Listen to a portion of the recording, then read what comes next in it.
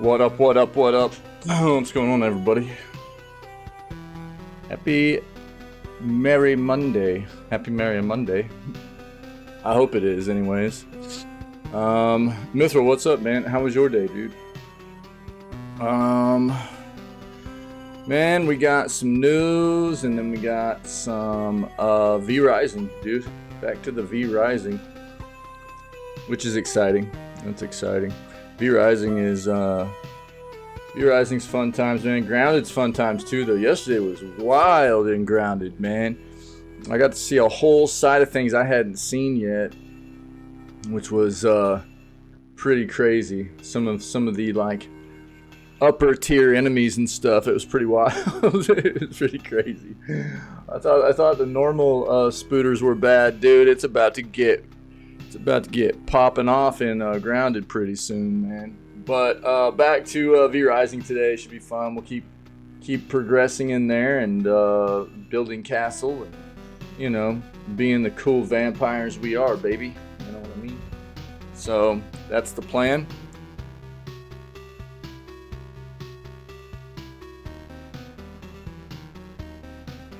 Oh yeah, I know there's still a lot of the map I haven't seen. Yeah, that was just like a whole new thing, though. You know, I know the map's pretty big, and I know there's a lot of it I haven't seen yet. So, but that was nice getting to see that part of it yesterday that I hadn't been able to take a look at yet. That was pretty neat, just getting to see like the upper tier enemies, at least some of them that I hadn't encountered yet. You know, it was pretty neat. Yeah. So that's what we're gonna do after we do the news. So let's go ahead and dive in here and get into the video gaming news segment, man. Let's see what's going on in the industry right now. First and foremost, this is what we're listening to this morning. Loop Hero vibes, man. Good stuff. Awesome game. Indie devs. Good stuff. And I love the soundtrack. I know some people have gotten tired of it over their maybe if they played Loop Hero a bit too much. Pinky. But it never got old to me, man. I always enjoyed it. So we rock it in here occasionally. But Loop Hero is a very cool, like, kind of auto-battling roguelike RPG game. It's very, very good and highly recommend. Plus the soundtrack, for me, is pretty good stuff. So check it out, man. Check it out if any of that sounds good to you. Cool. We'll go ahead and kill that music and dive into the news. See what we got. Oh, Brian Fury's reveal trailer leaked by Bandai Namco. We'll take a look at that.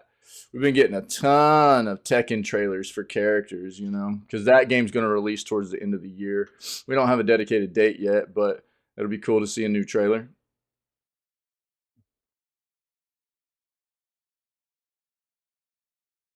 NVIDIA Ace. Let's see what NVIDIA Ace is here. Okay. Oh.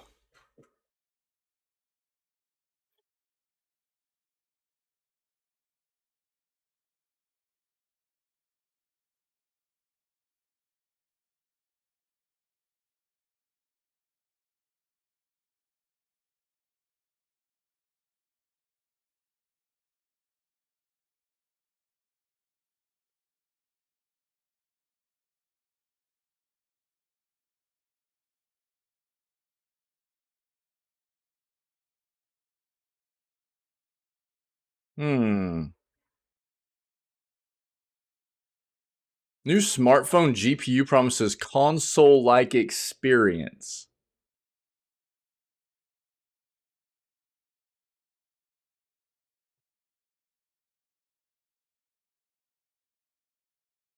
Let's take a peek at that and see what that's about.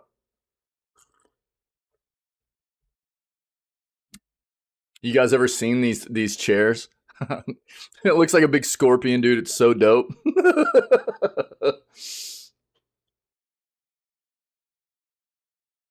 Electric reclining gaming game cockpit. We had to quit calling those cockpits. We had to start calling those flight stations. Flight stations. Yeah.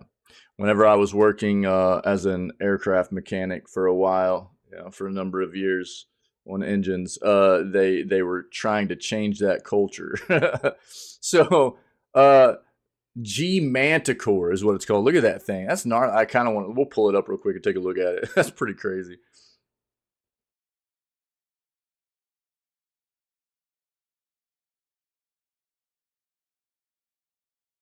PC gaming is not yet substantial for PlayStation, but it's growing fast. Yeah, look, man. We'll actually bring this up and talk about this.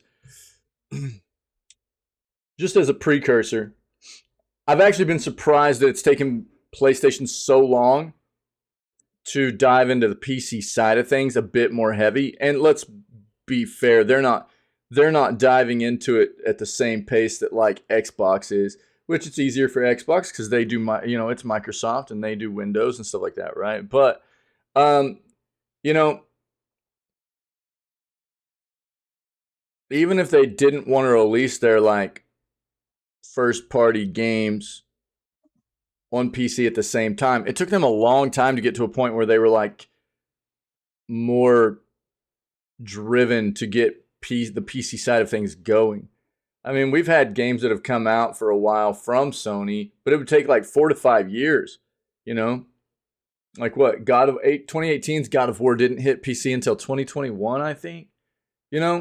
It's stuff like that. And now they're saying it'll be more closer to like a year and a half before some of those games hit PC. So they're trying to get better about it and stuff. But honestly, I think that, and I had said this for a while through the pandemic and the supply shortage for PS5 consoles and stuff, but to me, it felt like they were losing out on a lot of money. To me, it felt like they were losing out a lot by people couldn't buy PS5s. Therefore, people couldn't buy their first-party games, right?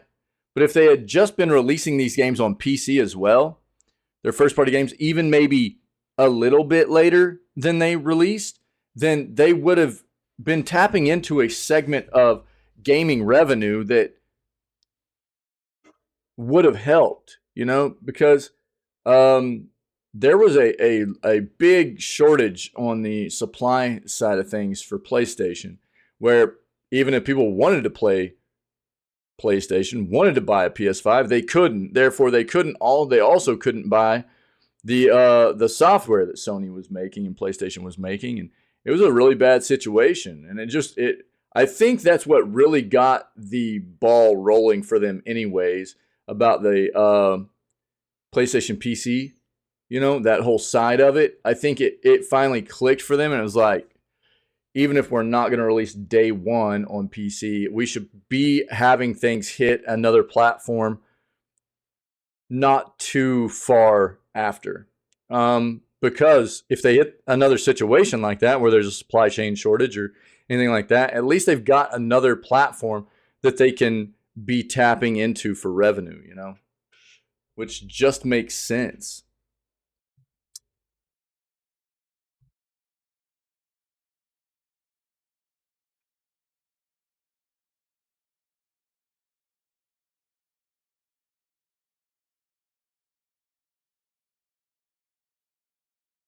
A 38-inch 4K 144 hertz gaming monitor.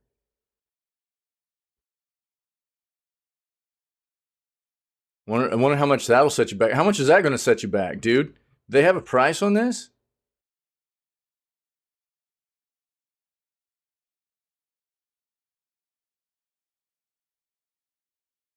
I don't think so.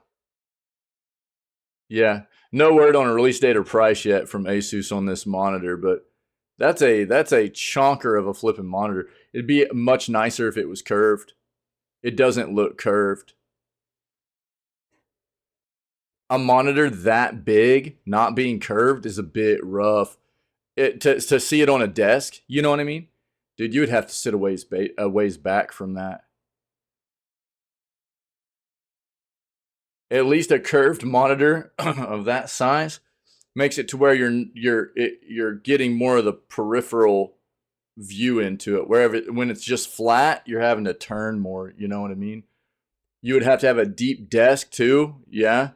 But that's like, I don't like sitting I like to have all my stuff like right here. I don't want to have all my stuff here and then my monitor be like way back from me. You know what I mean? If I'm sitting at a dedicated PC gaming space, I don't want my monitor to have to be like feet away from me. You know what I mean? Like just so I can see the entire space. So you start getting into monitors that big, you know, you're gonna have to start like really turning your head to like look at everything that's happening, that's going on in the game quite often, you know. Where the curved side, if you're getting a curved monitor, it at least makes it a bit nicer for just being able to catch a lot of that stuff in your peripherals. Um, that's a big monitor, dude. It's a big monitor.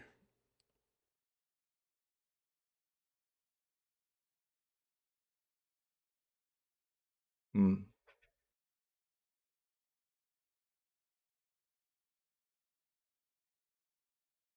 I mean, honestly, I don't.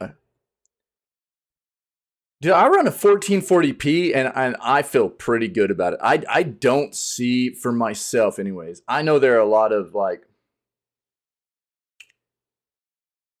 fidelity snobs out there when it comes to like resolution and stuff, but I would much rather have. Now this is nice though. I mean, don't get me wrong, 4K, 144 hertz, but just because you have a monitor that can do that, you're gonna have to have a GPU that can push that too. You know what I mean? You got to have a GPU that can push that also. So, you know, for me, having like a 1440p monitor that's also 144 hertz feels pretty good to me right now. I like that. So, it's like,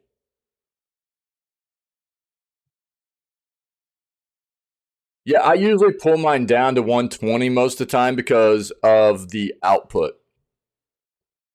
So I've got a 144 hertz monitor.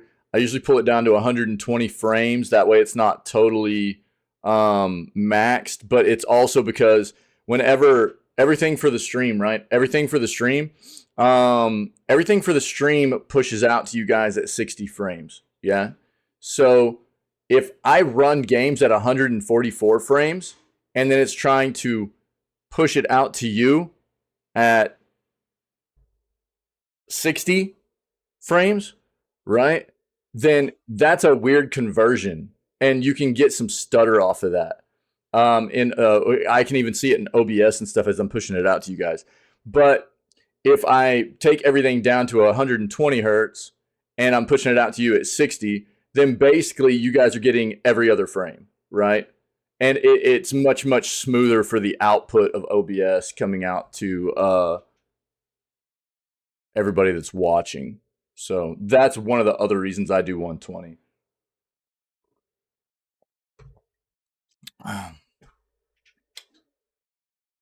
Hmm. It's interesting though.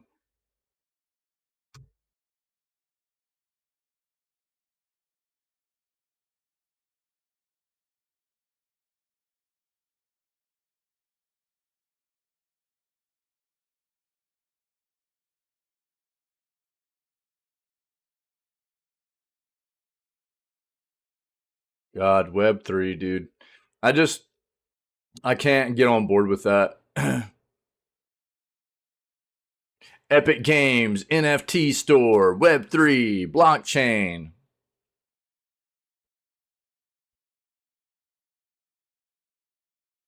Get scammed.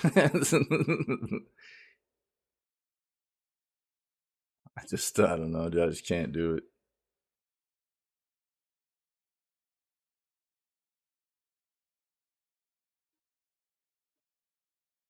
Overwatch 2 players take aim at the game for a bad weekend. I've got to be honest, man. I'm really the more Diablo 4 stuff I'm coming across, the more pain I feel about like boycotting Diablo game or Blizzard games right now. You know, I want to play Diablo 4 so flippin' bad, dude.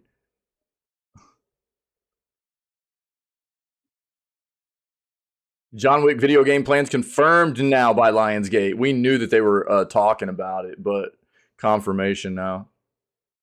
Yeah, Project Q is a remote play device. Let's make sure we don't have anything new in that article because this is a very hot topic right now. But um,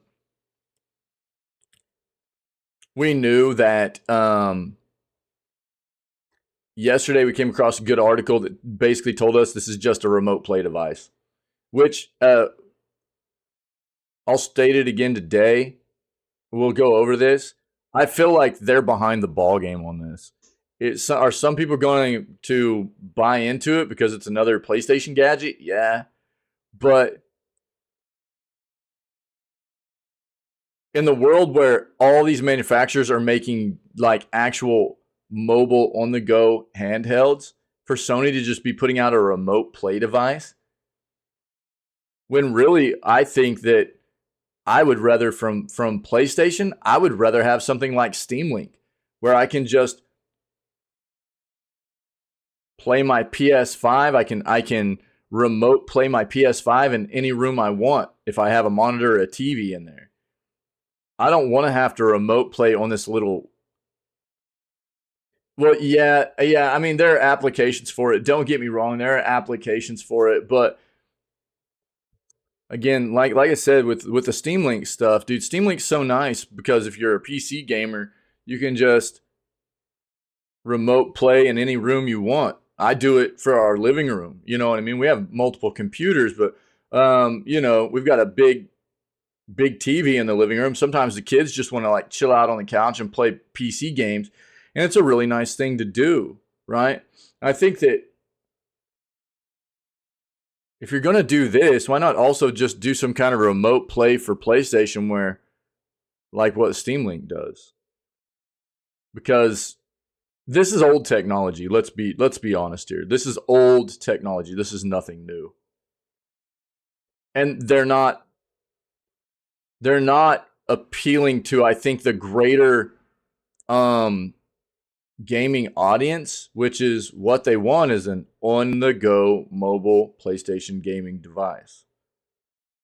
Just like what the Switch is. It doesn't have to be the same as the Switch. It doesn't need to be a dual role console. But if you're gonna do something like this, why not just make it a dedicated on the go device? That's where everything's going. So why is PlayStation so far behind in this? Yeah, yeah. So I don't know, man. I don't know. It seems very lackluster to me. It's a bit disappointing. I think Xbox is actually going to do something much better, which is why I think Xbox is probably isn't out yet.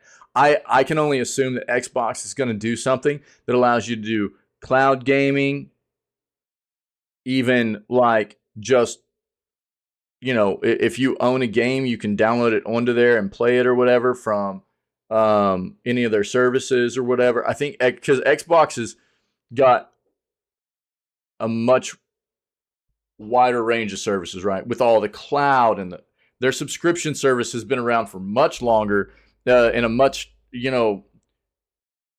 greater capacity than what PlayStation's ever had. Even though PlayStation Plus has been out for about a year now, I think it did come out in May of last year, right towards the end of May. For most parts of the world. So it's been out for about a year now. But what I mean, Game Pass has really been established since like 2017, I think, something like that. And so, I think that if Xbox, and I truly believe that if Xbox isn't seriously in the process of developing something and they're not considering it, that's a missed opportunity. But they've got the potential to make something really nice and that would appeal to a large range of gamers for all the services they provide if they make a dedicated on the go device that can do that kind of stuff. We'll just have to see what they do though. Because I don't see this is not a big deal to me. This is like, oh, okay, you guys made a gadget to play with at home that yeah, some people might use to play games while they're sitting on the porcelain throne, you know what I mean? It's like or maybe while they're laying in bed or something.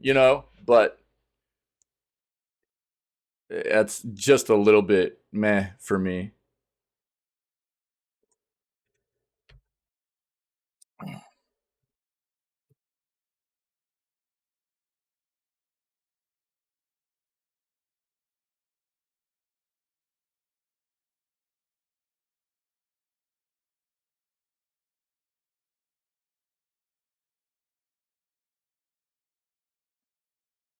Oh god, dude, the Nintendo's so flipping gross, dude. Let's read this. Using illegal emulators or illegal copies of games. Where is this? Harms development and stifles innovation. Yet they take away everybody's access to the historical games. You know, like dude, I'm of the mindset that I don't think people should emulate modern hardware and software unless you legit own a copy. You know, but honestly, if Nintendo was just better about, here's my thing. Perfect world. I think what like these big console developers should be doing is like pushing out their own emulators for the old content. That way, if this is the way they're going to be about it, if this is the way they're going to be, if Nintendo's going to be like, nobody can use emulators, we're taking away everybody's access to historical gaming, right? Nobody can use emulators. Then make your own emulator and just give everybody access to the games that you're not putting on any platforms anymore. Make an emulator for the hardware that you don't manufacture anymore. Give people access to the ROMs so the people can play the games that you're not giving them access to. People can't buy anymore or anything like that. Do everybody a solid that has supported your company for 30, 40 years now. Let them play those old games. And if you ever decide that you're going to put it on a modern platform, take you know what I mean, get rid of it. Make it like a cloud space play. Don't make it to where people can like download it or whatever, but come up with some solution. Don't just be an a-hole about it. Find a solution to it, man. Let people enjoy the history of what gaming has been. All they want to talk about is that it harms development and stifles innovation. They're hindering our progress by doing this, but they don't want to talk about how much they hinder and you know, keep people from being able to enjoy and look back at what video game history has been, which is a huge important part of generations now that are making games and future generations of making games, knowing what gaming always has been about to keep that moving forward, you know? Nintendo's terrible, dude. Worry about it. God, it gets me so riled up.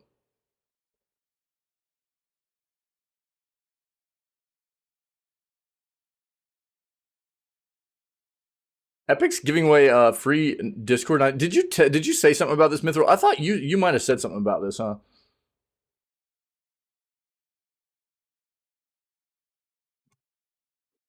A lot of people could probably use that.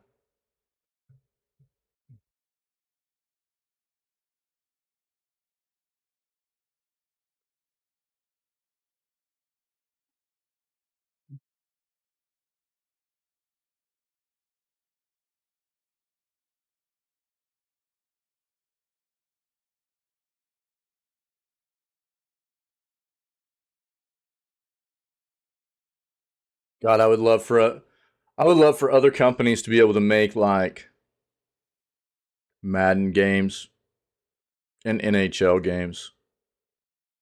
Stuff like that EA just has like the exclusive rights to basically.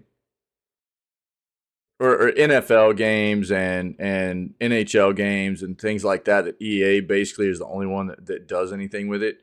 God, it's so gross. I'm so tired of it.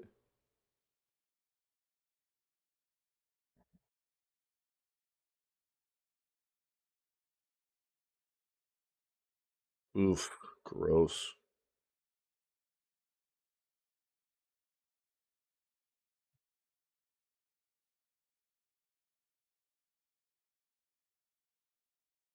Another PS showcase reportedly happening in 2023. They probably don't have any. Yeah, this is reportedly, so this isn't going to be official.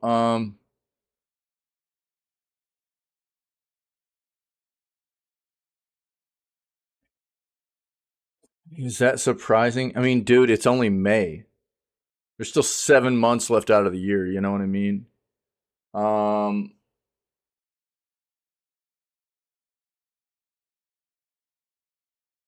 We got 7 full months left in the year. I mean, would it be crazy to think that like PlayStation and Nintendo are going to do another showcase at some point towards the latter half of the year? I mean, come on, man. That just makes sense, dude. Did people think they were just done?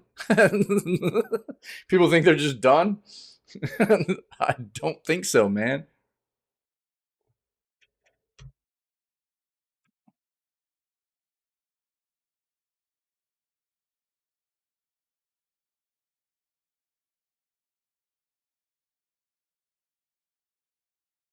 I wonder how Once Human's coming along. Dude, that game's going to be a lot of fun.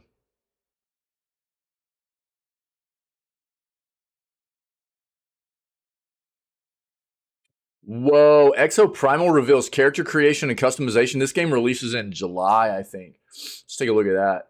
This game looks dope, but I have worries about it just because it looks like it's going to be so monetization heavy. But it's Capcom, you know, and Capcom does a pretty solid job with their games, so who knows? It doesn't look like it's. My thing is like, hopefully, it's just not pay to win, you know. But this game looks cool. I've been excited about this for a while. We talked about this yesterday. Bro, the Super Mario Brothers movie has busted $1.25 billion worldwide at the box office. That's insane.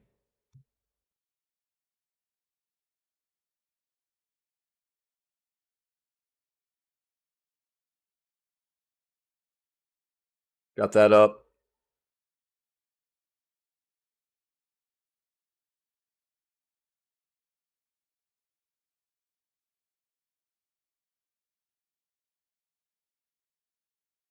Battlefield former DICE developer says Battlefield 2042 never stood much of a chance. Look, dude, that game was such a hot mess on release. Ugh.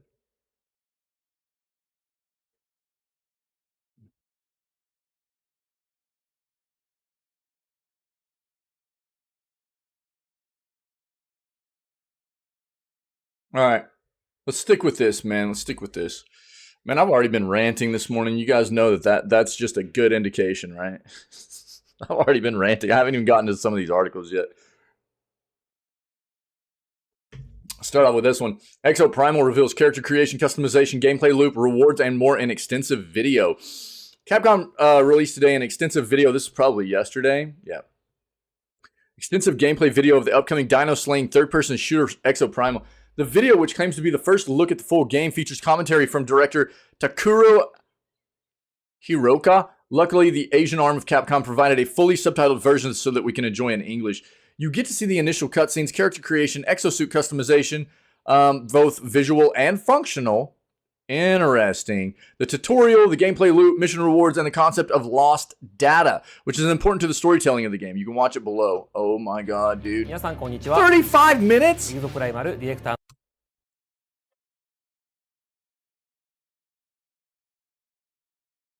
Yeah, you're good, Mithril. I'm going to link this for everybody. We will watch this in between finishing the news segment. I want to watch this, but I don't want to, I don't know. I don't want to take up the 35 minutes right now of the news segment with it. So I'll link it right now. And then in between finishing up the news and before we start playing V Rising, I will watch it. Okay, just to kind of keep the news segment down a bit. But there's a link to it right there in chat. Okay, so if you're looking for it, it'll be that. But we will watch it. Exo Primal releases July 14th. Yep, PlayStation, Xbox Series X and S, and PC. Will also be on Game Pass.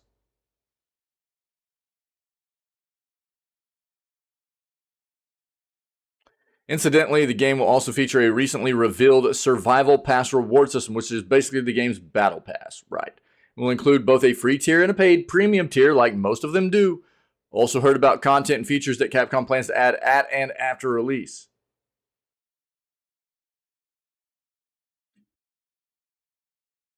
Yeah, if you want to see more gameplay, this article also has videos showing the features of the game, including the setting and the exosuits, a second batch, a third batch, and a fourth. Okay. But we'll take a look at that at the end of the in between news and gaming this morning. Epic Games Store gives away a free Discord Nitro. Epic Games Store is well known for its free giveaways. Generally, okay, so we'll pull this up. We'll read this and I'll pull up Epic real quick and show everybody. Storefront gives away different video games each week.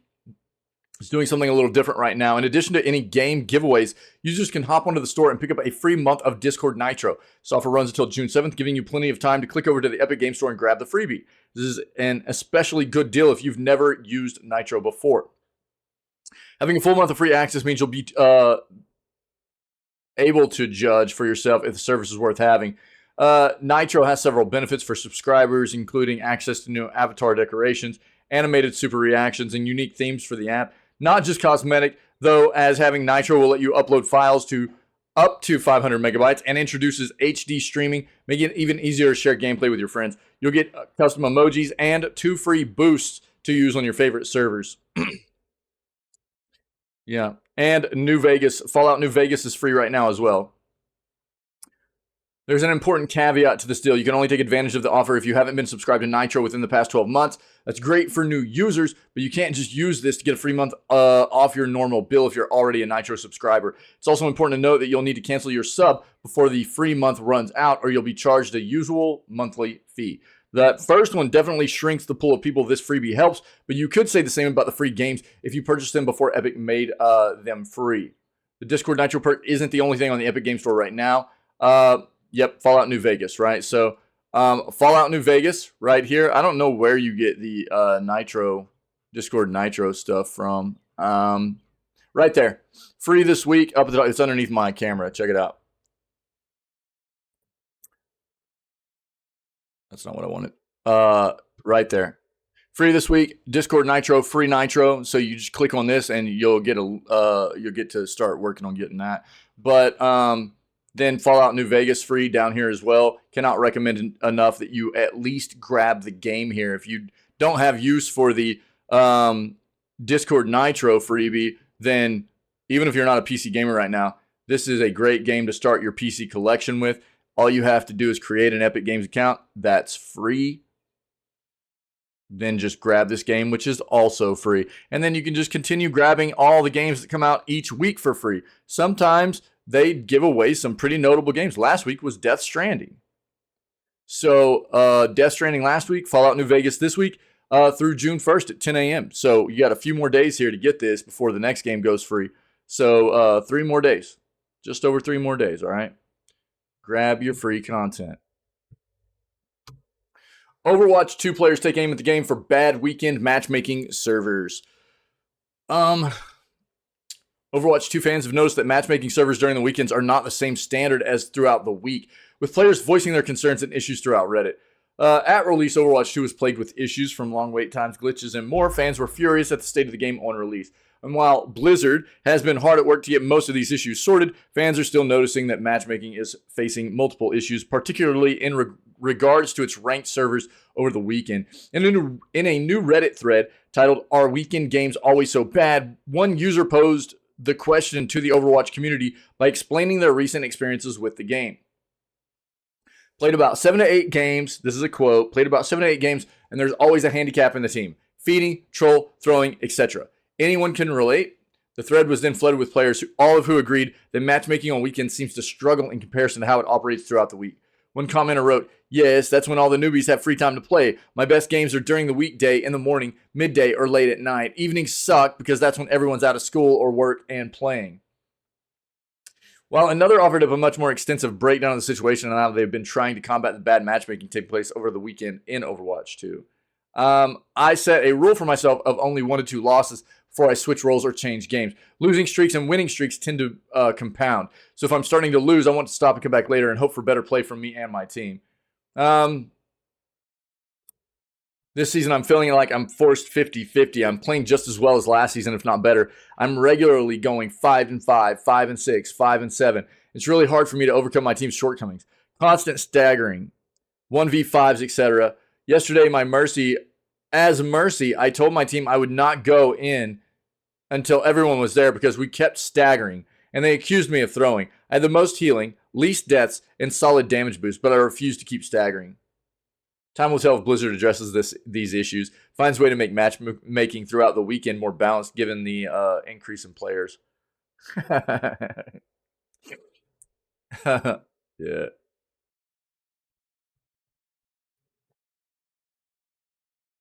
Word. Word.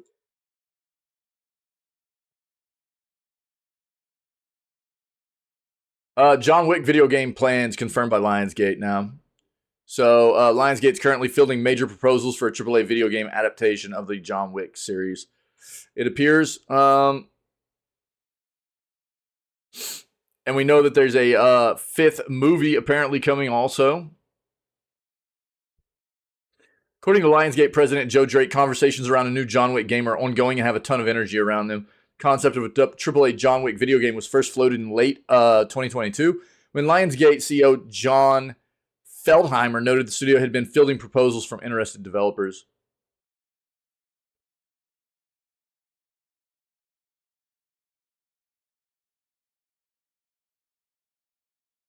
Going forward, we're likely to hear much more about plans for a new John Wick video game, as Lionsgate appears to be very excited about the potential of another adaptation following the success of John Wick Hex. This was a pretty solid rated game, but it was fairly small, John Wick Hex. There's certainly plenty of potential in translating, and it wasn't like a AAA game or anything like that. Certainly plenty of potential in translating John Wick's gun fu action to a new big budget video game adaptation. Yeah, nothing too new there, but they're just officially like vetting developers for getting this done right. So we know this is going to come. If you want to read the whole thing, I'll link it for you, but you know, I gave you the gist of what's in there. All right, let's see if there's anything new on this front.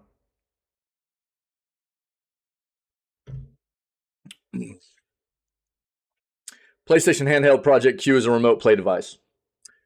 We know that. We saw this yesterday in an article, but let's flesh this out a little bit more. And I'll give my sentiments again. I've already talked about it a little bit this morning, but Sony has officially confirmed development on a new PlayStation handheld device during its PlayStation Showcase this past Wednesday, known under the Project Q moniker. Following the footsteps of the PlayStation Portable and the PS Vita, the device will enable users to play games on the go, but there's a catch. Unlike its predecessors, it appears to be a remote play-only device. You will need a PlayStation 5 console to run games, and these will be streamed to the handheld with remote play over Wi-Fi. As with most cloud-based gaming, you will need a strong internet connection to avoid latency. So if you're familiar with something like, again, Steam's got it used to be hardware, now it's basically just software-based, but it's called Steam Link. It's basically your ability to hop on a PC in one room, turn on Steam for PC gaming, go to another room and run the Steam Link software or hardware if you still have the old hardware, and you can remote play PC games that you own on Steam in any other room that you have Steam Link set up. It's remote play, right? And that's what this handheld is going to be. It's remote play on a handheld device. So, according to the brief details provided, Project Q has an 8-inch HD screen as well as a button layout that directly matches a standard DualSense controller. The device will also feature haptic feedback as with the DualSense and is reportedly capable of streaming games at 1080p and 60 frames per second with a solid Wi-Fi connection. Notably, it does not appear to have cellular capabilities. Project Q will enter a tough handheld gaming market. I wouldn't even consider this like a true handheld gaming device. This is just This is not a fully fledged handheld gaming device anyways. Not something like you see with the Switch or the ROG Ally or the Steam Deck, anything like that, which are comprehensive, all-in-one, game-on-the-go devices, right? This is reliant upon, you're basically playing a game through your PS5 and you're mirroring the game onto this device. So I have a bit of an issue with anybody that wants to like categorize this in the same context as a true handheld. This is not a true handheld. This is more like an accessory, a peripheral, that gives you the functionality of remote play. It's not a true handheld. But they're saying here, Project Q will enter a tough handheld gaming market, which is currently dominated by hardy devices that offer both streaming and onboard gaming playing functionality, like the Steam Deck and Neo devices. Or, like I said, like the ROG Ally, Asus ROG Ally, another competitor, Asus ROG Ally, right here, right, set to join the race in June. Whether the appeal of playing PS5 exclusive games in handheld mode is enough to attract a new audience remains to be seen. Likely essential details like pricing that will be the deal breaker for keen players. Project Q is set to launch in 2023. Firm release date has not been provided, nor price, like they just stated, right? We don't know price. We don't know exact date. Here's my thing, man. This feels a bit lackluster to me, okay? Will some people enjoy the functionality of what this provides them as far as just being able to roll around their house and play on, play their PS5 games on a handheld device? Yeah, sure. You know what I mean? You want to go sit on the old porcelain throne and play some games on your PS5 on this handheld device? Some people are going to dig that.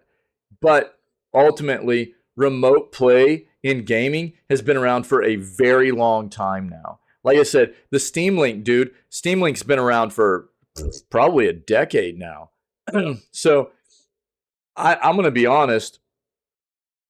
I feel like at the very least, along with this handheld, I'm going to call it more like a peripheral device. I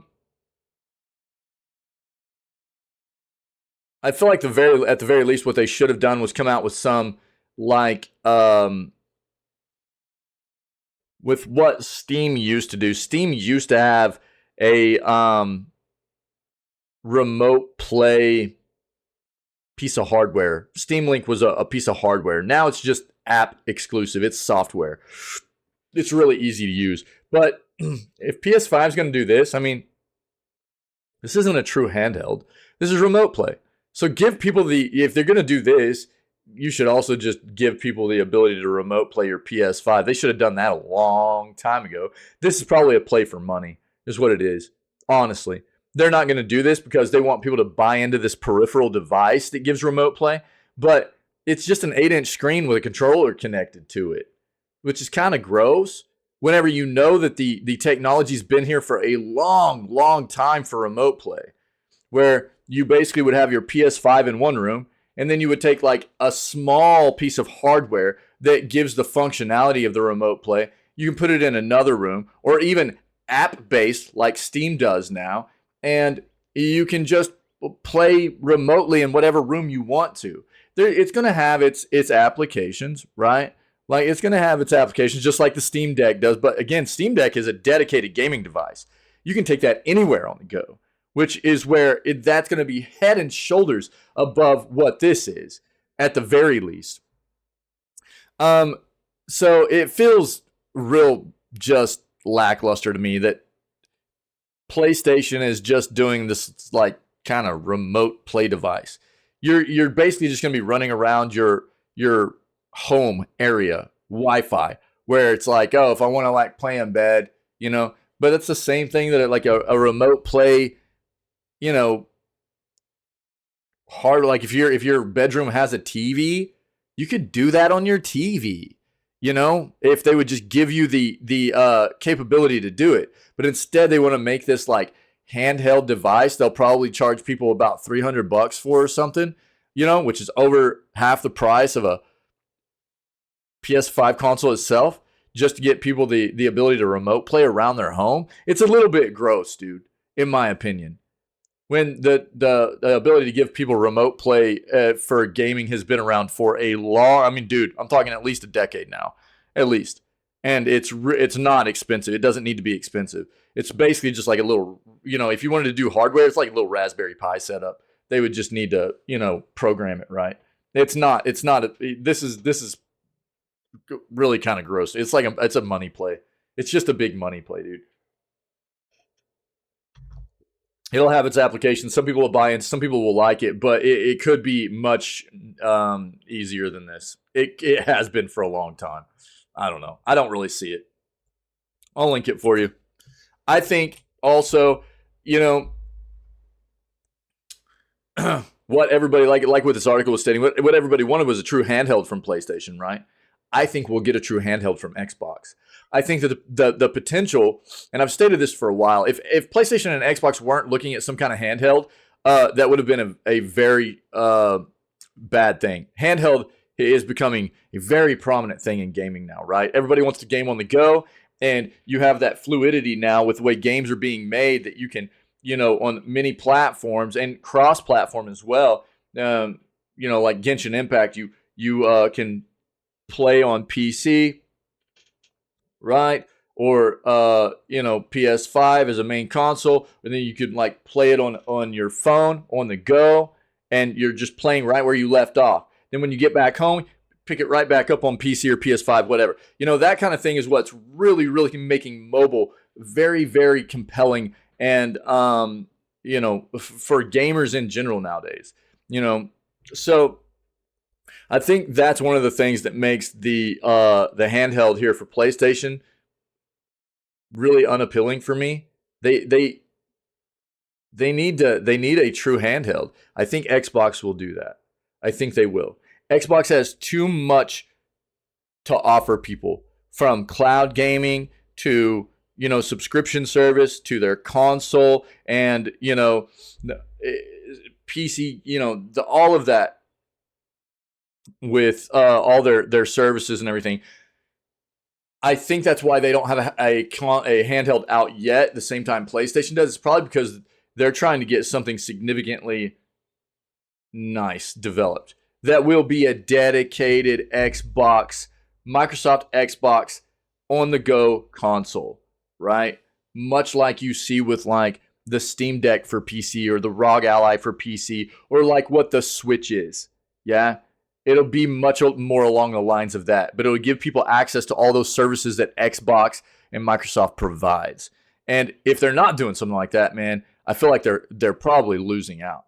The handheld market is just exploding. It's people are on the go all the time. They want to game anytime they can, and it's wide. Dude, there's a lot of potential there. It feels like for Xbox. Feels like there's a lot of potential there for PlayStation too, but I don't know why this was the play. I just don't really see it, man. I don't know. It's there in chat if you want to read more about it, okay? Oh, god dang, dude. I'm so sick of Nintendo. Nintendo's so gross, man. Nintendo, look, we just hit 2 days ago on the fact that they put a DMCA in for the Dolphin emulator on Steam that was about to release, which is an emulator to emulate, what was it, Wii U and GameCube games. Or was it just Wii? I think it was just Wii. Wii and GameCube games, I think. I'll read this and we'll discuss a little bit more, but Nintendo using, this is a quote from Nintendo, using illegal emulators or illegal copies of games harms development and stifles innovation. And to that quote, I would say that's true. Illegal emulation is not good for the industry at all. What's also not good for the industry, though, Nintendo, is to take away everybody's access to gaming history, which they do on the constant. We just saw it, what, a month and a half, 2 months ago, where they shut down the 3DS and Wii U eShop. So, I mean, where are you supposed to get your software from, Nintendo? And Nintendo feels the need to create a new online platform for every single new console they come out with. Therefore, they shut down at some point when the new console comes out from Nintendo. They shut down the access to the old stuff. Instead of having an online, perpetual, comprehensive place for people to go and grab that stuff if they want it and need it, they just shut it down and take everybody's access away, you know? So Nintendo just wants to talk about how emulators are hurting their development and stifling their innovation. They don't want to talk about how they keep taking away everybody's access to gaming history, which is also harming future development and stifling innovation. Because if people aren't able to go take a look at what has been done previously, which is, let's be honest, you need to know, I mean, if you're going to be in the video gaming industry, you're going to be a part of it, you should have some kind of knowledge about what gaming history is too. That's a big part of it. Where games have come from. What games in the past have done innovative, defining things for the industry that has changed the way gaming has moved forward, right? It's a big part of it, but Nintendo takes that away. So while they want to just talk about how emulators harm development and stifle innovation, they also do this by taking away everybody's access to historical gaming software. They don't want to talk about that side of it though, right? One thing that Nintendo has become very infamous for is their very strict measures on fan content, as well as emulation. There are many examples of this from the company over the years, but Nintendo has been very quiet in regards to why they actually do this in the first place. That has somewhat changed. Kotaku reached out to Nintendo for a response about the GameCube Wii emulator Dolphin, which I just talked about, being removed from Steam. Nintendo responded by saying that Nintendo is committed to protecting the hard work and creativity of video game engineers and developers. This emulator illegally circumvents Nintendo's protection measures and runs illegal copies of games. Using illegal emulators or illegal copies of games harms development, ultimately stifles innovation. Nintendo respects the intellectual property rights of other companies and in turn expects others to do the same. So, it seems that Nintendo thinks that emulation and ROMs hurts development and innovation. It doesn't explain why the company has also targeted things like fan games, YouTube videos, and game mods. This is the first time Nintendo has provided some insight on why they're so strict with it. Look, I'll say this too, and I say this all the time. If you're not familiar on the front of like emulation and you know, because there's definitely two sides to it. There's the side where if you own the games and you own the hardware, you are free to emulate that stuff, right? You're free to emulate that stuff. And I'll stick by the fact that historical gaming hardware and software that is very, very hard to get a hold of anymore, it's not manufactured anymore, right? If it's not being manufactured, then you can't buy it directly from, like, say, Nintendo. You can't buy Wii U's from Nintendo anymore. You can't buy Wii's from Nintendo anymore. You can't buy 64s. You can't buy Supers. You can't buy regular Nintendos. You know what I mean? And a lot of the software you can't buy anymore either. So what are you supposed to do aside from emulate it? And don't get me wrong. It's not just a black and white area here. There's a lot of gray, right? So it's basically, are you legally using it?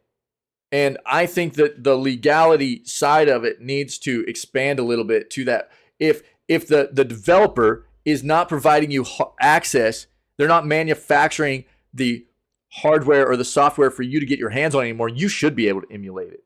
Because that is preserving video gaming history, right? But I'm also very much against anybody that's going to use emulators for circumventing the process of buying into modern hardware and software. That's piracy. And it's not healthy for the industry, okay? So don't get me wrong. I have a very dedicated stance on the way I feel about a lot of this stuff. And to try and, you know, emulate modern hardware and modern software for things that are being manufactured and things that are being made, right, is piracy. And you shouldn't be able to get away with that. That's not good. It's not healthy for the industry. That's stealing, right? But this needs to be fleshed out more. And to be fair, Nintendo is flipping terrible. This Dolphin emulator, this is a GameCube and Wii emulator, man. They don't manufacture this hardware anymore. And they've taken away people's access to the software, right? So basically what Nintendo's doing is sitting here going, well, at some point in the future, we might decide to re-release some of these games on modern hardware, and therefore we don't want people having access to it, even though we've taken virtually all access away over the years. You know, even though there are still plenty of people that own Wii's, own GameCubes, things like that. The GameCube side of it's harder because it didn't have near the connectivity that like the Wii did or anything, you know. But You know, it's not fair. It's not fair. They want to talk about Nintendo wants to talk about stifling development and innovation. They do the same thing by not letting people, future generations of game developers, immerse themselves in what gaming history is. Nintendo's disgusting. They don't want to give you backwards compatibility. They make you they want people to double and triple dip buying the same thing over and over and over. You know, there's a difference between smart, good business moves and then scummy tactics getting over on consumers. Just like I'll give you a perfect example right now. Tears of the Kingdom just dropped, right? We know there's going to be a new Nintendo console in the way before too long. There has to be. The Switch is too flippin' old. The hardware is 8 years old in it. And it's mobile hardware, which means it didn't age as well as like normal hardware would anyways. I'll give them kudos. They've stretched it out longer than I thought they would be able to, but everything on it looks old to me. And not just that, but the ceiling for that hardware and what developers are trying to do nowadays with games, I mean, it's a tough job for developers to get things like that done on the Switch, right? So it's I don't know, man. I know I'm ranting a bit, but it's just they want to do like Tears of the Kingdom, right? They wanted to release it on this console, make people buy it for $70 a pop now, yeah, which Nintendo games never hardly go on sale either. So you know that's going to be a perpetual price tag, except for the rare occasion where you might be able to get it on a sale for maybe 10 or $15 off, something like that. And that's US price, right? So convert that to your own region. But then the new console comes out, and do you think that they're going to give you access to play that game on the new console if you already own it on the Switch? Absolutely not. If you want to play Tears of the Kingdom on their new console when it comes out, they're going to make you buy it again because that's what Nintendo does. So, you know, I know a lot of people that are part of this community understand that, like, I've gravitated away from the console side of gaming pretty heavily nowadays. And a big part of it's because it's so scummy, dude. And what I'm talking about right now with Nintendo is a huge part of it. They want you to double and triple dip, buy things over and over and over. Then they want to take away historical access to stuff. They want to shut down all their online platforms for consoles that people still play. You know, and I'm not talking about they need to still support those consoles. You know what I mean? Necessarily, like, you know, keep making firmware updates for them and things like that, because, you know, that's the way that works. There's going to be a cutoff date where Nintendo goes, look, we're not going to be doing, you know, we're working on future hardware and stuff. We're going to be finished supporting this as a version, whatever, You know, we understand that. But to just shut everything down and take away everybody's access to the software and stuff, instead of having one, again, just Nintendo Online. Why does it need to be Nintendo Switch Online? Make it Nintendo Online. Keep all the software on there for people that still want to grab software for whatever platforms they're still playing. And just quit being so scummy about everything. Nintendo's terrible. They're terrible. It's really, really gross. I'll quit ranting. I'm sorry. But man, Nintendo really irks me out really bad nowadays.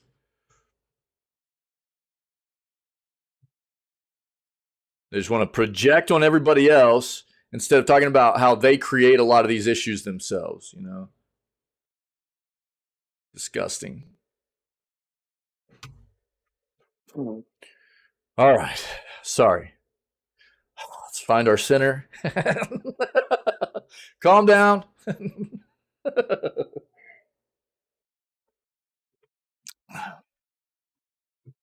going on in here? Okay.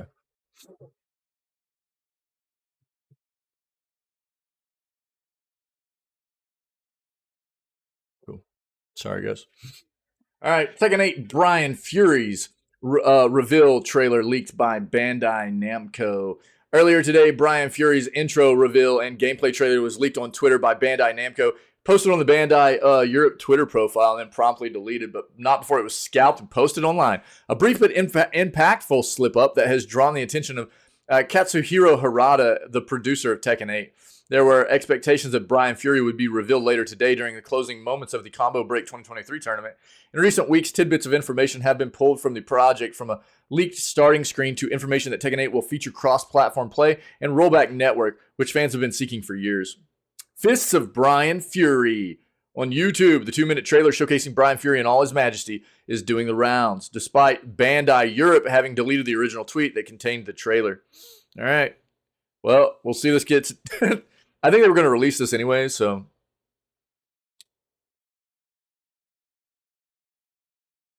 We'll see. Let's watch this. Peggy 16. Peggy 16.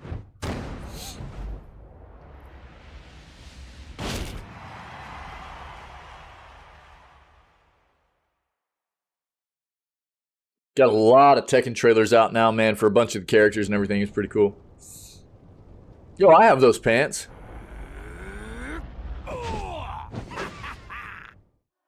Get ready for the next battle.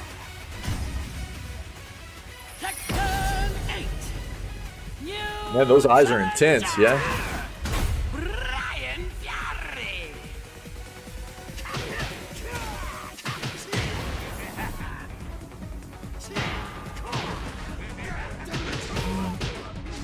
Jack, dude.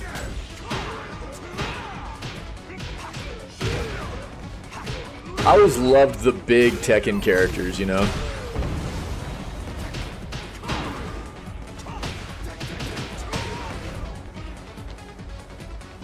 I'll let you taste the power of my fists!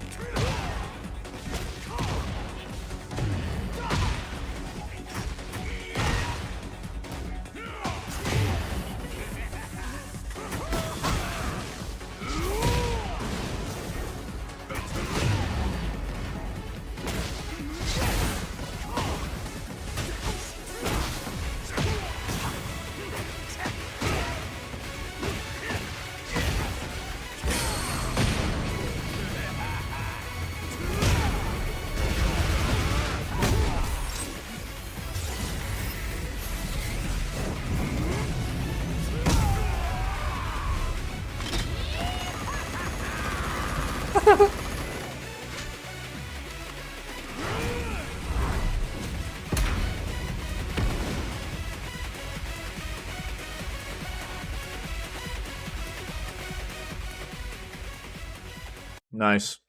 All right. In a follow-up tweet that has now been deleted, Harada explained how he'd warned the team years ago not to post on a timer. Presently, Tekken 8 doesn't have a confirmed release date, but it's expected to drop between late 2023 and early 2024. I do think it'll hit late this year. If these leaks have started as they mean to go on, it's likely we'll have much more content creeping out from within the project before then, though. I would say probably hitting the June stuff, the June showcase stuff, we'll probably get some more too.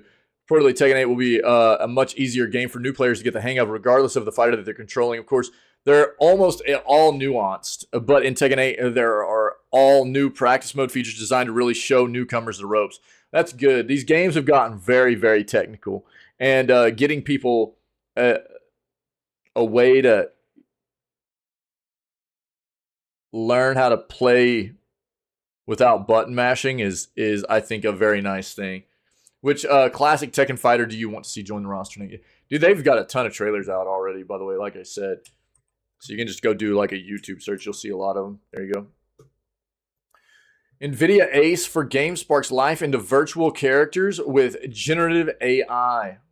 Custom Model Foundry produces AI models that run in cloud and PC. NVIDIA today announced NVIDIA Avatar Cloud Engine for games, a custom AI model foundry service that transforms games by bringing intelligence to non-playable characters through AI-powered natural language interactions. Developers of middleware tools and games can use ACE for games to build and deploy customized speech, conversation, and animated AI models in their software and games. Quote, generative AI has the potential to revolutionize the interactivity players can have with game characters and dramatically increase immersion in games, said John Spitzer, Vice President of Developer and Performance Technology at NVIDIA. Building on our expertise in AI and decades of experience working with game developers, NVIDIA is spearheading the use of generative AI in games.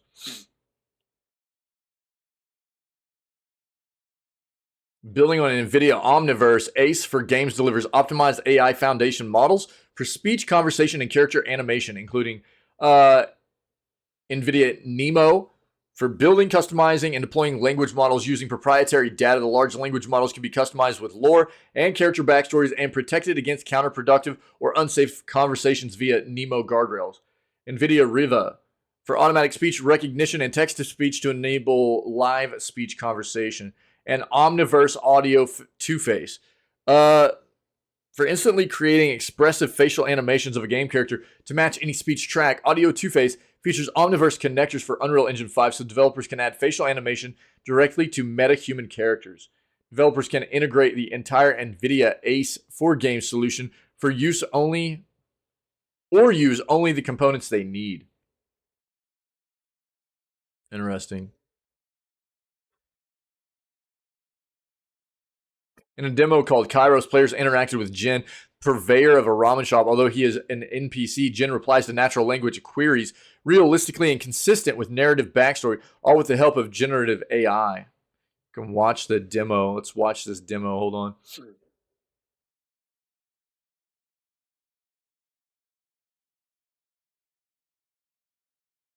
Oh, yeah, dude. Yeah, there's a lot of this stuff already being implemented in games. Yeah, it's kind of wild. I hadn't seen the Skyrim stuff yet, though, Mithril. That's cool.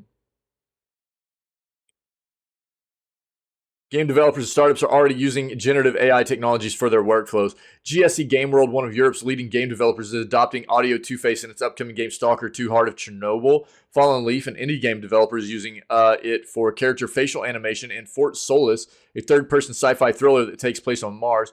And Charisma.ai, a company enabling virtual characters through AI, is leveraging Audio Two-Face to power the animation in its conversation engine. Yeah, it's pretty wild. Here, I'll link this and then we'll watch the video together, okay? Yeah, it's pretty crazy, right? Yeah. Wait, what?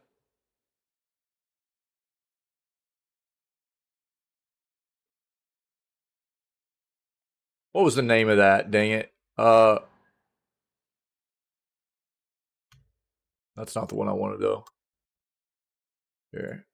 What was the name of the Kairos?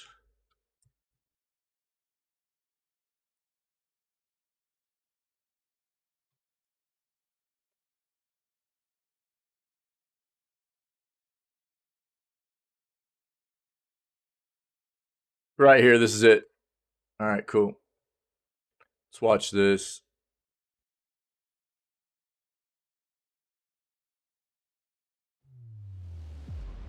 We're thrilled to showcase an immersive and dynamic Yo, I want to eat some ramen here, dude. Kai and a non-playable character named Jin. This captivating ramen shop scene was created by NVIDIA using the latest RTX rendering technologies. NVIDIA collaborated with Convey, an NVIDIA dude, I love partner, ramen. to showcase how developers will soon be able dude. to use NVIDIA Riva, Nemo, and Audio to Face for AI-powered speech, conversation, and animation. I think I want to get some sushi this Thursday. Yeah, it's so good. I haven't had sushi in a while either. We were at a store last night and they do sushi Thursdays. So they're look, I'm landlocked, so the sushi is nowhere near what like it is compared to like being on the coast. But we have a place here that does a pretty solid sushi. We got like this store that's close to us, and they do like a lot of like healthier foods, and they've got like they make sushi every day, and it's not like it's a lot of sushi, and it's pretty good stuff. So good. Like I said, it's not the same as like being on the coast or anything. About the crime around here. It's gotten bad lately. They do sushi Thursdays where it's like all the sushi's like like half off, dude. I'm gonna go get a bunch of sushi on Thursday. I have heard rumors that the powerful crime lord Kuman Aoki is causing all sorts of chaos in the city. He may be the root of this violence. I'll talk to him. Where can I find him? I have heard he hangs out in the underground fight clubs on the city's east side. Try there. Okay, I'll go. Be careful, Kai.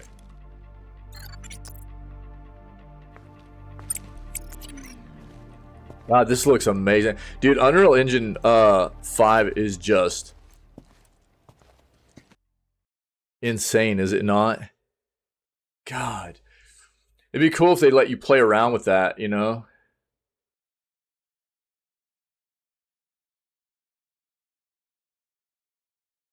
If you want that video here, there you go. That's cool. Yeah, I mean, we've heard a lot about this kind of stuff coming to fruition for us in games and everything. So, new smartphone GPU promises console-like experience for gamers. During Computex 2023, ARM announced a new GPU for portable devices such as tablets and smartphones, which is said to offer a significant performance boost for gaming. The GPU is called the Immortalis G720, based on ARM's new 5th generation GPU architecture.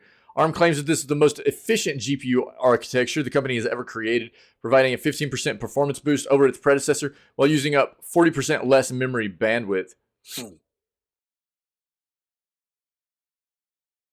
The new graphics architecture also introduces a new feature called Deferred Vertex Shading, DVS for short, which will make it easier for partners to scale for larger core counts, higher performance points. This will likely raise the performance ceiling for companies that want a souped-up chip inside a purpose-built phone for gaming. ARM has not revealed which partners and phones will be the first to make use of the new Immortalis G720 GPU, but with MediaTek adopting the previous generation, the G715, for its Dimensity 9200 processor back in 2022, it looks a likely frontrunner. ARM suggests its 5th generation GPU architecture will bring a smoother gameplay and complex PC and console-like experiences to mobile. Of course, ARM-based GPUs aren't going to be challenging the power of chips inside the PS5 and Series X, or high-end PCs for that matter, even with some smartphones now having ray tracing support. But it certainly looks like smartphone chips are gradually closing the performance gap with portable systems and consoles from previous generations. Absolutely. Absolutely. No, I don't think anybody that thinks that like mobile technology is going to be the same experience as big, chunky, traditional, heavy TDP hardware, you know, it's not there yet. We just know it's not. You know what I mean? But it's come a long ways. It has come a long ways, man. And there's a lot being done on mobile hardware, you know, and the developers of, I mean, that's one of the reasons we're seeing such a big changeover in gaming to handhelds, right? Because the mobile hardware has evolved so greatly. You can get a lot done and still preserve a decent battery life on a mobile device, you know. So that's some news on that front. There's a link if you want to read more or get some links out of there. You know, have you guys seen this? Look at this. You guys seen this gaming chair? Bro, I need this. I'll just stream from this, dude. Let's go. You ready? Dude, I would fall asleep. I would fall asleep in this playing games.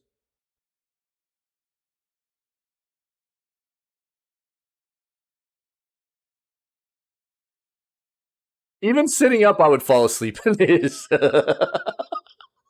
Oh, dude. How much is this thing? $10,000. The G Manticore is available for purchase from the Glowtours website at a price of $10,500, and this is in Asia. So they talk all about the chair and everything. I've seen this before, but if you guys want to read about it, I'll link it. But I don't know if you're gonna get that shipped to you. It probably costs a little bit more too, depending on where you live. That thing's awesome, dude. Looks like a big scorpion. PC game. This is the last article I have for this morning, by the way, guys. So if you have anything else to add, let me know, and we'll address it before we move on. We're gonna take some time in between the the video gaming news segment and gaming this morning to watch about a 30-minute trailer for the Exoprimal stuff and see what's going on with that. They've got a big showcase video for that. PC gaming is not yet substantial for PlayStation, but it's growing fast. Despite Destiny 2 revenue surge and 5 PC ports, Sony's PC initiative missed targets by $50 million and contributed to about 10% of the fiscal year 22 segment earnings. I talked about this before. I know PlayStation's heavy on their proprietary first party. They don't want any other platform getting a lot of their titles.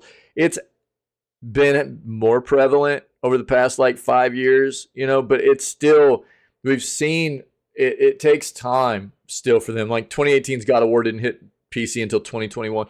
But I think a big part of what has led them to finally breaking a bit and incorporating PlayStation PC as a part of what they're looking to do moving forward is, again, the pandemic, the COVID pandemic, and the supply chain issues that came along with it. Basically, the PS5, people just couldn't get their hands on them, which meant people also weren't buying their first-party software, right? Which is what PlayStation banks on. They bank on those hardware sales and the software sales. And, I mean, everybody knows they're not going to be taking their games over to PC day one like Xbox does, but releasing them even in a considerably like a relatively soon time span after their initial release on PS5 would be better than what we've seen a lot in the past of like 3, 4, 5 years later, you know? So I think that was one of the big catalysts behind them going, we're missing out, where people can't buy our stuff now and we don't have it on any other platform. So what do we do here? And I think that we know, again, we're not going to be getting day ones from PlayStation like we do with Xbox, but getting anything sooner is going to be better for a lot of us PC gamers too. Sony's PC gaming initiative is growing exponentially, but also missed internal targets by 50 million. A new business briefing from Sony gives a better perspective of its PC gaming presence. The company has released new figures of its PC gaming business that illustrates growth in the sector, but also shows just how relatively small PC gaming currently is for Sony because they don't release anything on it, dude. According to the data, Sony made $250 million from PC gaming in last fiscal year, which would have been ending on March 31st of this year, which is 50 million below expectations. Figure allows us to weigh PC gaming revenues against other segments' earnings. So here's what I'll say. They are expecting now you also have to take into consideration like what games are they releasing on PC? You know, what games are they releasing? How long has it been since those games came out? Is there still hype around them? Things like that, right? And I'll bring this into your consideration as well. You talk about we've seen other companies as of late talk about how PC gaming is starting to take over their highest part of revenue for gaming. Activision Blizzard, you know, Xbox is talking about how Game Pass subscribers are at this point considerably higher players on PC side than on anything else. You know, there's something to be said for yet we still get constant terrible AAA releases time after time after time, but I think that, you know, there's a bit of a changeover in the way that a lot of these even console players are looking at the PC side of things. There's revenue to be made. They need to do a good job at optimizing, though, because we've been getting terrible releases and key new PC releases. Talk about terrible releases. The Last of Us Part 1, we've talked enough about this, but dude, that was busted. Busted. Should have never released when it did on PC. Gross. Gross. I don't care if you want to talk about how it wasn't they handed off this game to Iron Galaxy to get it made, why am I Jesus. Oh God, I'm blanking the name of the devs behind The Last of Us right now. It's terrible. Why am I doing that? I haven't had enough coffee this morning. That's one of the reasons. Naughty Dog, dude, Naughty Dog. So we all know Naughty Dog is the developer, right? Sony's the publisher behind this game, but Naughty Dog handed this game over to Iron Galaxy to do the PC port when Iron Galaxy is notorious for doing bad PC ports already, historically. And then I don't know what, they just didn't test it, didn't try it, didn't want to take a look at what the game was going to perform like on PC, and they just went, yeah, go ahead and push it out.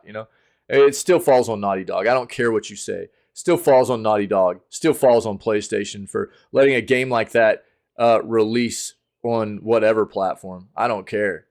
They're the developer and they're the publisher. It feels bad.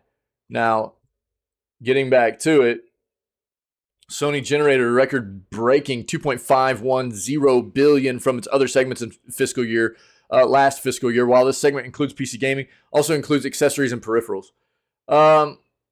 With the very significant contribution from Bungie's PC business, more than tripled our revenue from PC players. See, this is what I'm talking about, though, right? So you want to talk about like the amount of money they made. It's also a big contributing factor to this is how much is Sony willing to push out onto the PC platform, right? Like you can see that the differences here. Like it was mainly the biggest thing was just Horizon in fiscal year 2020. The main things here were Days Gone and God of War. And don't get me, God of War was a banger, dude. They did Sony Santa Monica porting that game over to PC is one of the best PC ports on release I've seen in a long time. That game was phenomenal on release. And then you can see, they're obviously pushing heavier, but you're going to make more money if you're pushing out more of your titles on PC, right? Comparisons show that PC gaming made up 10% of total other segment earnings, including recognition of Destiny 2 revenues, as well as sales of the 8 separate first-party PlayStation games that are now available on Steam and Epic Games Store. Yeah. Most segment revenues were earned from other areas like peripherals and accessories sold throughout fiscal year of last fiscal year, which includes the launch sales PlayStation VR 2, alongside sales of accessories like the DualSense Edge. The growth rate of PC gaming should be noted, though, going from 2 to 5% and then 10% of total other segment earnings. Yup. And again, this is going to correlate to, if they're committing enough software to being ported over that people want also, right? But there's a huge segment of PC gamers that want to play these first-party PlayStation games on PC. They just don't care to buy into there are a lot of people that still want to buy into the PlayStation console, don't get me wrong, but there's an amount of people that don't care to anymore. But they're still willing to buy that software if it comes to PC. After all, Sony exec Eric Limpel recently said that accessories are a highly profitable part of the business. Sony had also confirmed that PSVR 2 was outpacing PSVR 1 sales by a significant amount. Whatever. It's not that 250 million revenue isn't substantial, because it is, but more so that this figure is not yet substantial in the grand scheme of PlayStation's $27 billion games business. Sony does expect big growth for this segment, and it will be interesting to see whether or not they can achieve the lofty targets. Sony expects PC gaming to rise significantly next year and deliver almost double what it did last fiscal year. So this fiscal year, right? Throughout fiscal year of 2023. Undoubtedly driven primarily by Destiny 2 content expansions, as well as continued releases of key first-party PlayStation titles on PC gaming storefronts. Yeah. There's going to be a correlation there, right? If you're releasing the games people want on another platform, they're going to buy it and play it on that platform if they don't care to buy into PlayStation. You got to release the content. The more you release that people want to play, the more money you're going to make off that other platform, yeah? That's just science. All right, man. Cool, man. That's the news. We're gonna take a beat, watch some about a 30-minute Exoprimal video showcasing some of that stuff. I just didn't want to spend 30 minutes of the news segment drawing that out, but I did link that earlier. I'll link it again right now, just in case you anybody needs to know what that is, where that is, stuff like that. That's what's right there in chat. Yeah, so we're gonna go do that. We'll watch this, and then we'll go play V Rising for today. Cool. Hope everybody had a great weekend. And I don't know, man. Merry Monday. Merry Monday. So if anybody's checking out this video gaming news segment or clips from other segments that we have, because there's a ton of clips out there from video gaming news. There's full video gaming news segments and playthroughs and clips of funny stuff that happen when we're playing games, things like that. All that stuff is out there on the YouTube channel. Also, there's it's all highlights on the Twitch channel as well. And if you guys are checking that content out and you're enjoying it, that I would prompt you to come hang out with myself and the rest of this amazing community when we go live at 6 a.m. CST. Right now, it will be 6 days a week. So we're changing that for the foreseeable future so I can get some other stuff done. But 6 days a week, every day but Wednesday. We start off at 6 a.m. CST, kick it off with video gaming news, staying current with what's going on in the industry, and then we slide over and start getting our gameplay done with whatever game we have planned for the rest of the day, okay? Other than that, stay healthy, stay safe, be kind to one another, and we will catch everybody tomorrow for May 30th edition of Video Gaming News, all right?